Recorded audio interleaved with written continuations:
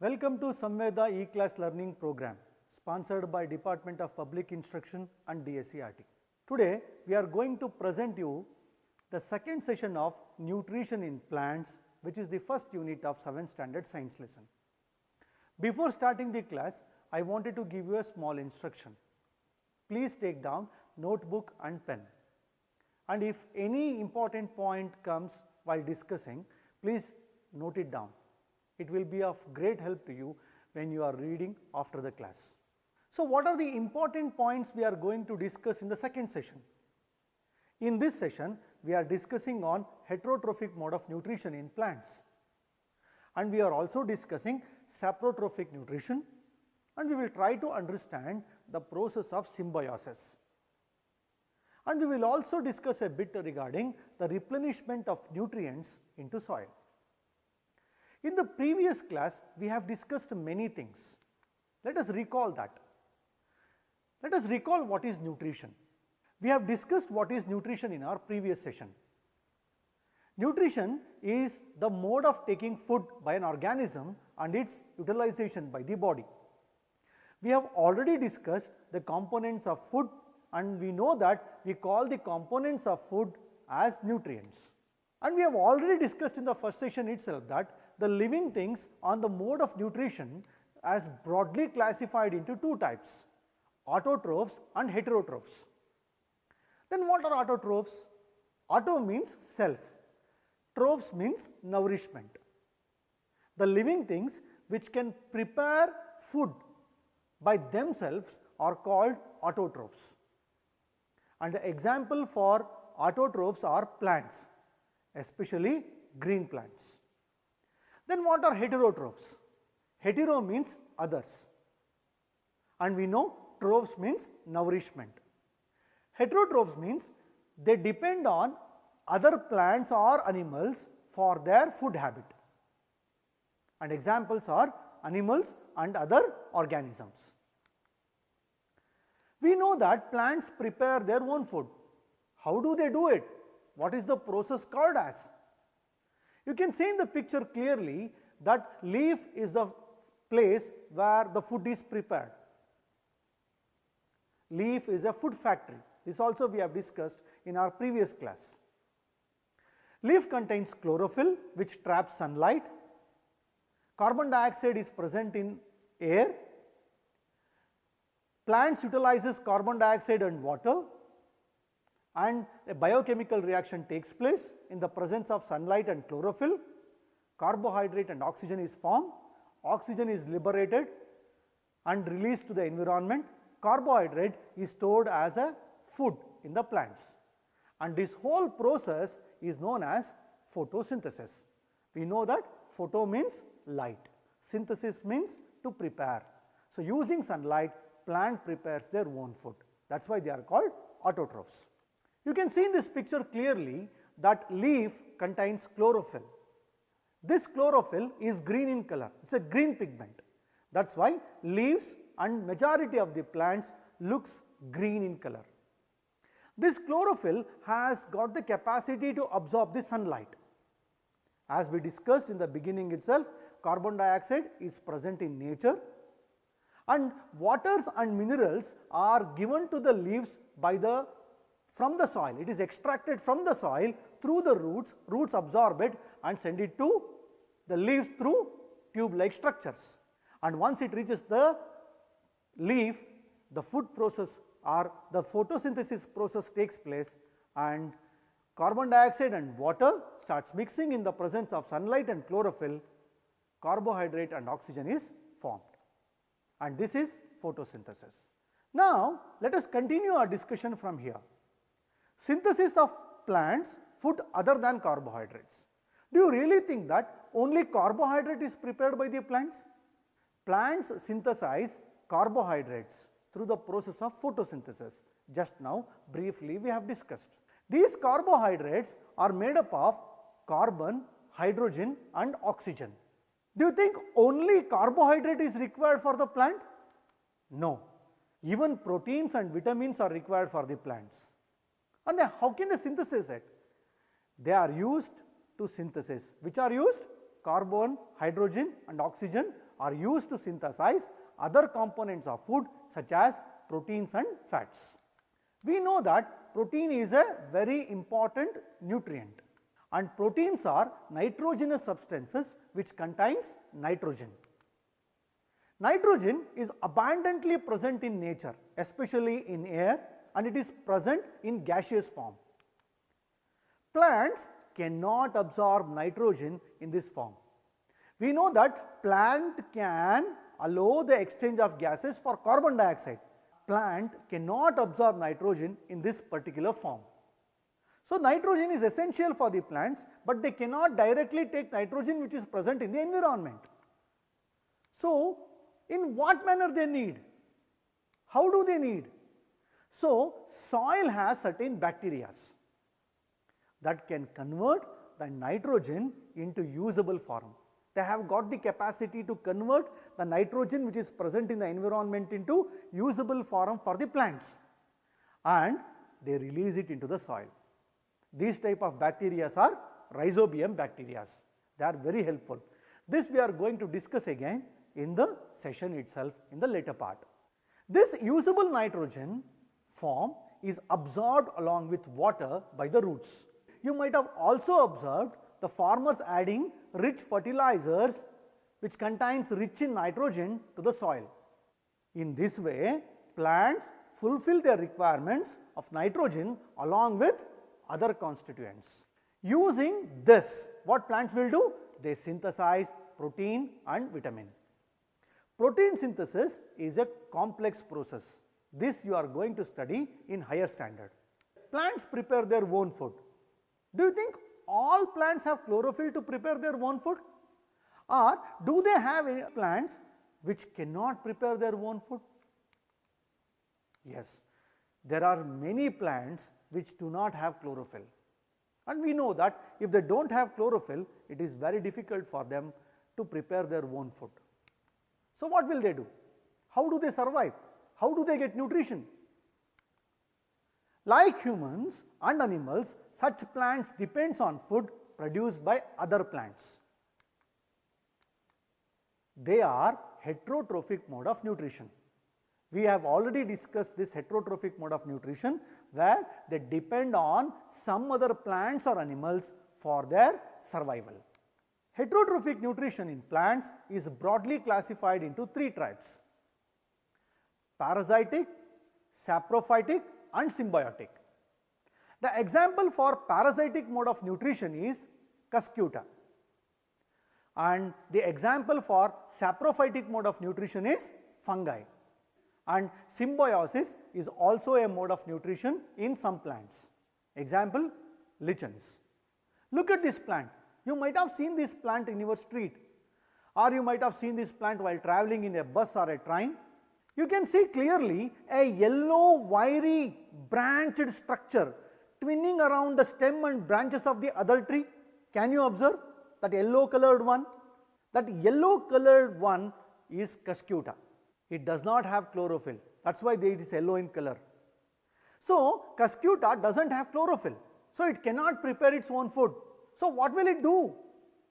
It takes ready-made food from the plant on which it is growing. The plant on which it grows is called the host plant. Now you can see in the picture there are two plants, one is green in color, another one is a yellow wiry branched structure twinning around the stem or on the branches of the tree.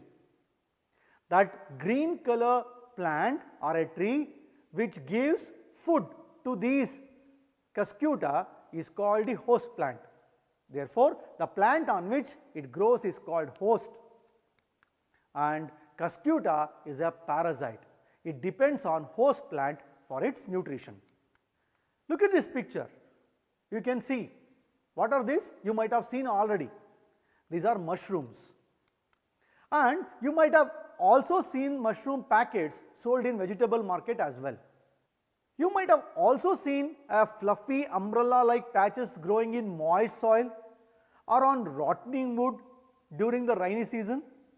Yes, they are mushrooms.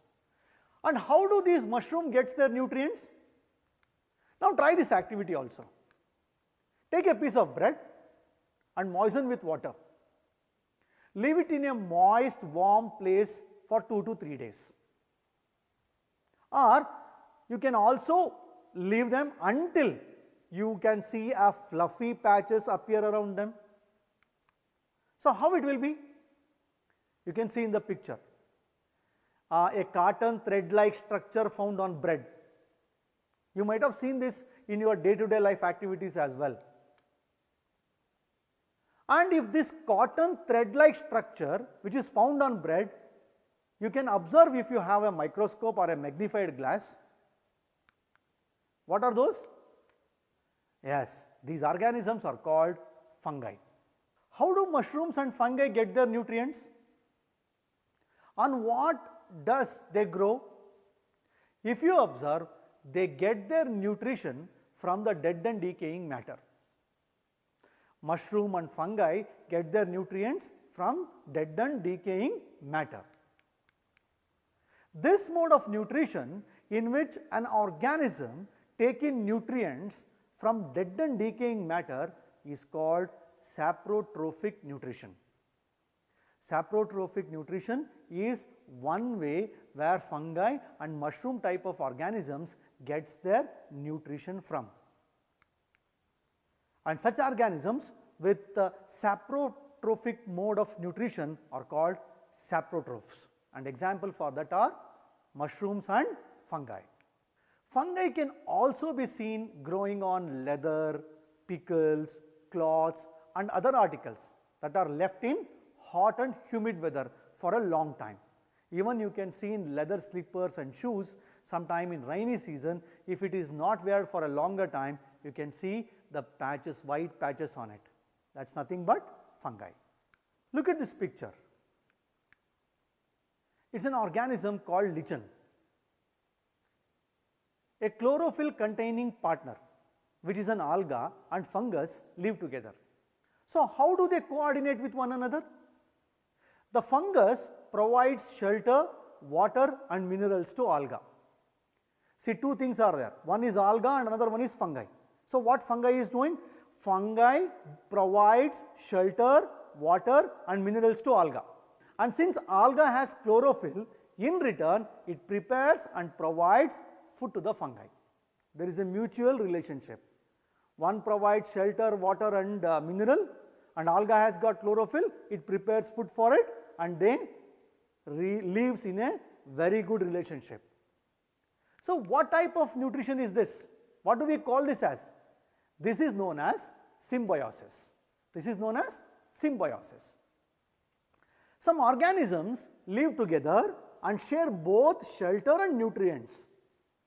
Yes, some organisms like lichens live together and share both shelter and nutrients. This type of relationship is called symbiosis relationship. Certain fungi live inside the roots of the plant. The plants provide nutrients to the fungus, and in return what fungus will do? Provide water and certain nutrition which is required for the plant. In this way, both are in symbiotic relationship. Symbiotic relationship is also one mode of nutrition for the plants. Have you seen or heard of plant that can eat animals? Have you seen? There are few plants which can trap insect and digest them. You can see in the picture, an insect is trapped by a plant. Isn't it amazing? Now look at this picture. The picture shows a pitcher plant having lid and pitcher. The pitcher like or jug like structure, what is that? It is the modified form of leaf. Leaf itself is modified like jug or a pitcher. It is the modified form of leaf. The apex part of the leaf forms the lid, which can open and close the mouth of the pitcher. Inside the pitcher there are hairs which are directed downwards. So what will they do? What happens? When an insect lands on the pitcher, the lid closes and the insect is trapped inside. Now the insect is trapped inside the pitcher. then how can it be digested? Insect is digested by the digestive juices secreted in the picture. Such insect eating plants are called insectivorous plants. Sometimes they are also called as carnivorous plants.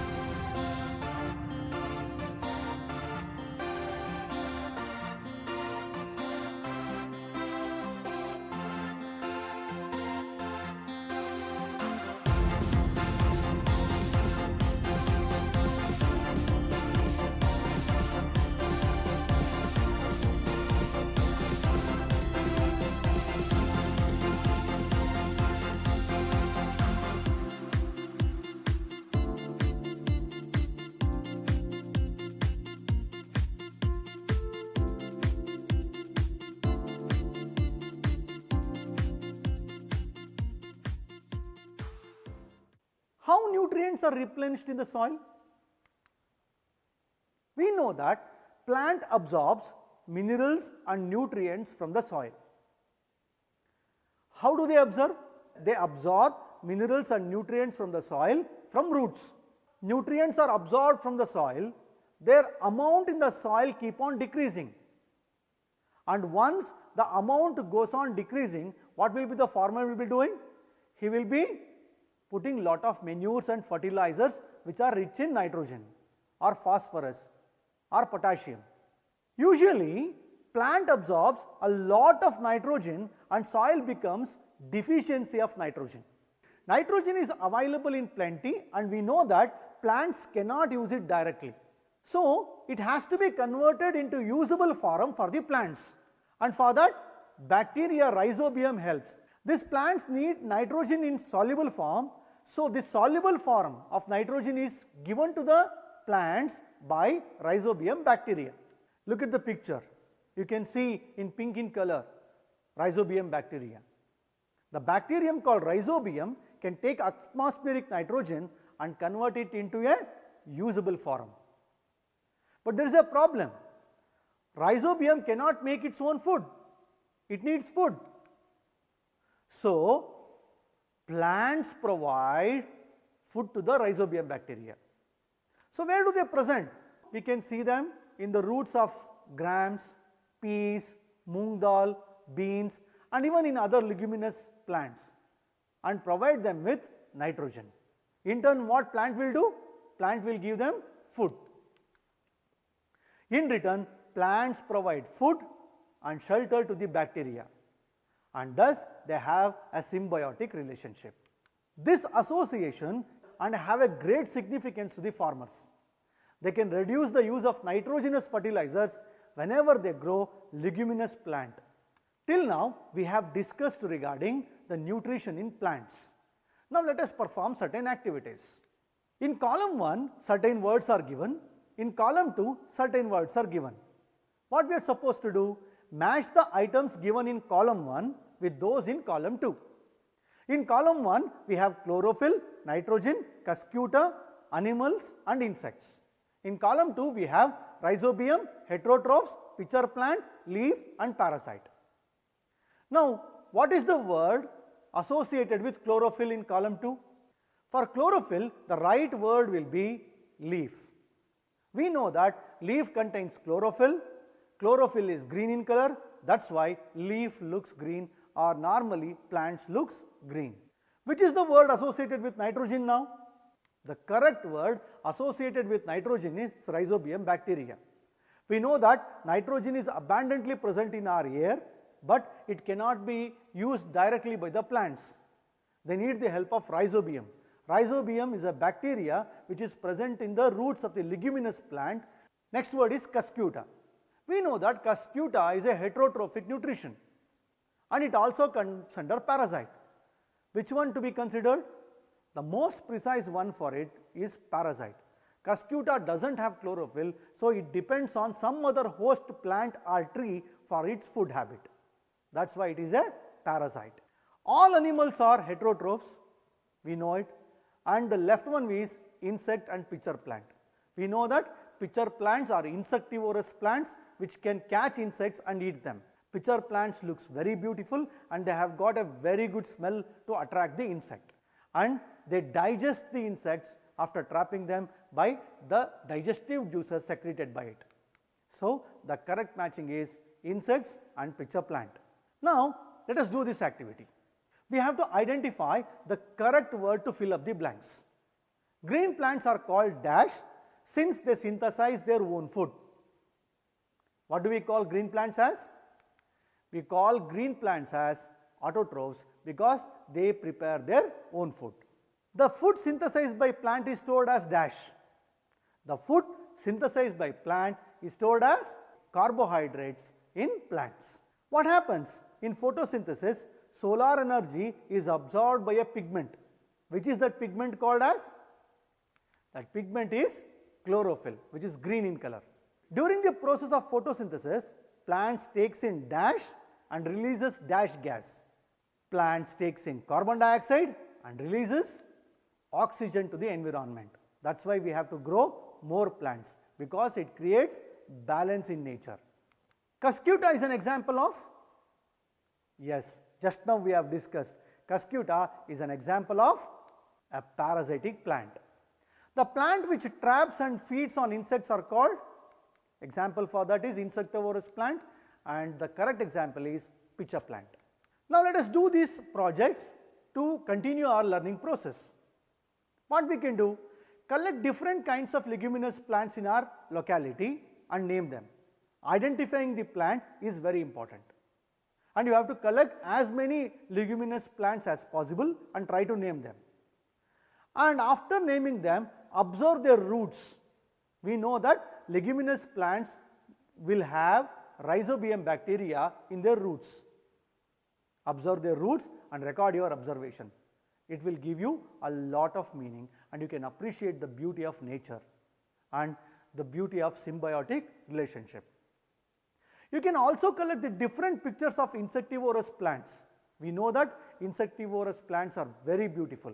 So if you collect beautiful pictures of insectivorous plants and their information and how the leaves are modified in it, and make an album of it, the album will be very colorful, that you can present in front of your friends in the classroom, and you will get more information from them as well. Find more example for symbiotic nutrition. We know that we have just discussed only couple of examples for symbiotic nutrition, but in nature there are plenty of examples for symbiotic nutrition. Collect more information on that and present in your class. It will give you more meaningful insights. Nutrition in plants is presented to you in 2 sessions by Guru Datta A, science teacher, Government Model Primary School, Doddakalasandra. We will meet again. Have a wonderful learning time. Thank you.